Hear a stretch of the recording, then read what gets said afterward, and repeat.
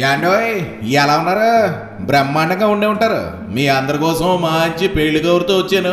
ఓసారి మీ సెవ్విలా పడిద్దరు.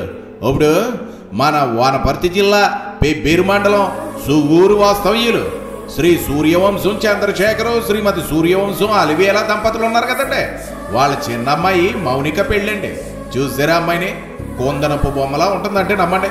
ఆ అమ్మాయిని చూడగానే మన తెలుగింటి సాంప్రదాయం కొట్టొచ్చినట్లు కనపడుతుందంటే నమ్మండి. మరి పెంపకం అలాంటిది. మరి ఈగో మాటల్లో పడిపోయి అబ్బాయి ఎవరు చెప్పలేదు కదా.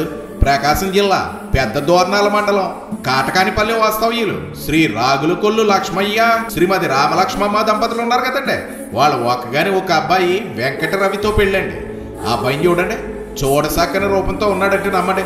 అందులోనూ మనోడు సినిమా హీరోలాగా ఎలా మెరిసిపోతున్నాడో చూడండి. మరి పెళ్ళి అనేసరికి తెగ సిగ్గుపడిపోతున్నాడండి బాబు. మరి పెళ్ళి అంటే ఆ మాత్రం సిగ్గు ఉంటుందిలేండి. ఏది ఏమైనా జంటను చూడాలి కానీ శీలకా గోరింకల్లా ఉన్నారంటే నమ్మండి.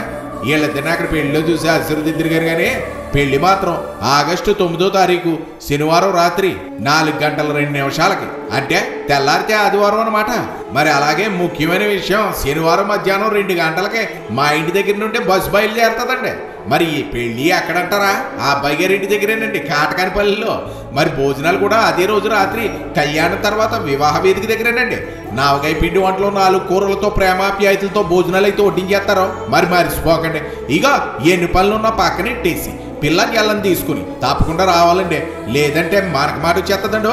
ఉంటానండి. మరి ఇంకా చాలా పెళ్లి పనులు మిగిలిపోయండి. మరి మీరు రాకపోతే మాత్రం బెంగెట్టేసుకుంటామండి. మరి అందుకనే బేగా వచ్చేయండి. మరి హాయ్.